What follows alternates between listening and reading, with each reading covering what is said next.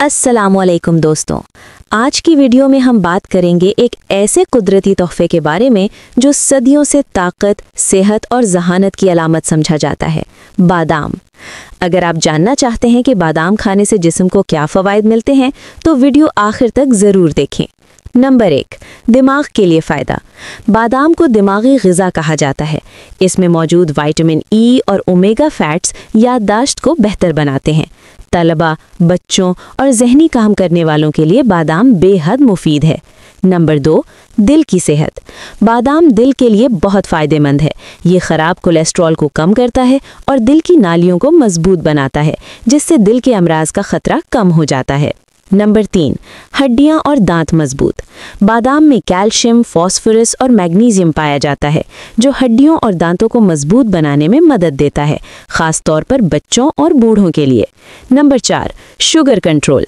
बादाम sugar level को मुतवाज़िन रखने में मदद देता है। ज़ियाबतीज़ के मरीज़ रोज़ाना चंद बादाम खा सकते हैं, लेकिन मिक़दार का ख्याल रखना ज़रूरी है। नंबर 5, वज़न कम करने में मदद। बादाम पेट को देर तक भरा रखता है, जिससे बार बार भूख नहीं लगती और वज़न कंट्रोल में रहता है। नंबर 6, जिल्द और बाल।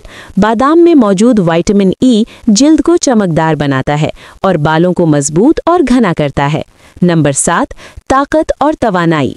बादाम जिस्म को फौरी तवानाई देता है, कमज़ोरी और थकन दूर करता है, ख़ास तौर पर सुबह के वक्त खाने से। बादाम खाने का सही तरीका: रात को 5 से 7 बादाम पानी में भिगो दें, सुबह छिलका उतारकर निहार मुंह खाएं। बच्चों को बादाम पीसकर दूध में दिया जा सकता है। एहतियात: ज़्यादा बादाम खाना नुकसानदेह हो सकता है। मैदे के मरीज़ कम मिक़दार में इस्तेमाल करें। दोस्तों, अगर आप सेहतमंद ज़िंदगी चाहते हैं तो बादाम को अपनी रोज़मर्रा खुराक का हिस्सा ज़रूर बनाएं। अगर वीडियो पसंद आई हो तो लाइक करें, चैनल को सब्सक्राइब करें और कमेंट में अपनी राय ज़रूर दें। अल्लाह हाफ़िज़।